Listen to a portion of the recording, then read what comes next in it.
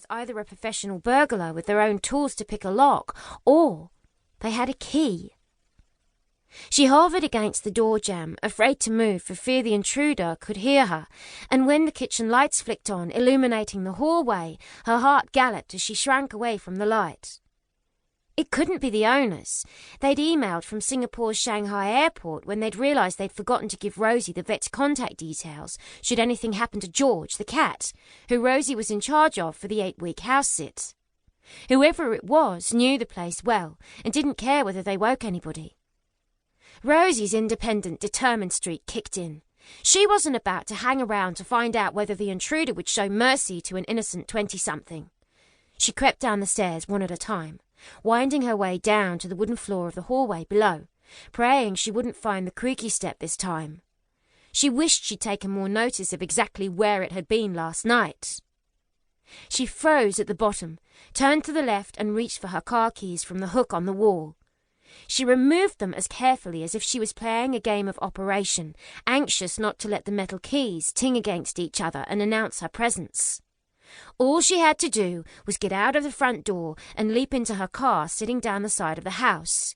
Perhaps if she'd parked it out front instead, it would have deterred whoever was in the house now.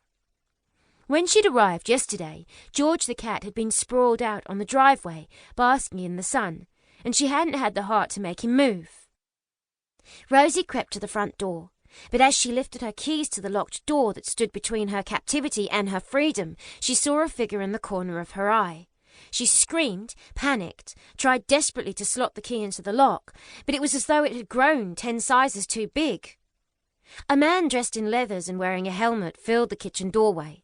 Rosie's whole body shook when he glared at her from behind his visor and boomed, "Who the hell are you?"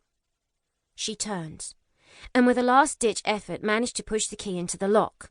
She pulled the door open to the darkness of the night, but before she had a chance to make a run for it, a hand landed on the bare skin of her arm. She froze. The man towered over her. "Now where do you think you're going at this time of night, little lady?" Chapter 2. "Let me go!" the girl screamed at him. She didn't have a bag with the family jewels in it. She didn't even look like a thief. But the fact remained, she was an intruder. She kicked out her leg to make contact with his shins, but his reflexes were good and he jumped back, still holding her at arm's length. "What do you want from me?" she yelled. He flipped up his visor. "I might ask you the same question." Her attempts to hurt him as she struggled were laughable. He was way too strong and had no problem keeping a grip on her. "What are you doing here in my parents' house?" When she stopped wrestling, he released her from his grip. "Your parents' house," she demanded. The girl stepped back when he made no move to widen the gap between them. "Yep, that's what I said. I'm Owen Harrison. Who the hell are you?" She ignored him. "You're not supposed to be here. This is my house sit."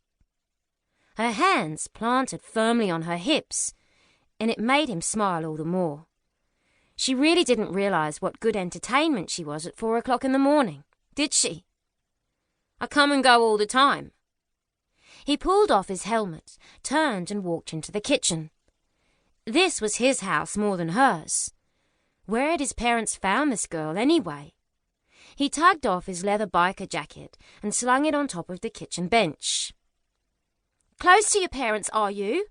She'd followed him into the kitchen. "What's that supposed to mean?" She snatched up her iPhone from its position on the bench. "If you were close to your parents, then you'd know they've gone to the UK and asked me to house sit. We have a contract." He pulled a face. "Sounds formal." "It is. I can show you if you need me to." Damn. He hadn't expected his mum to find a bona fide house-sitter.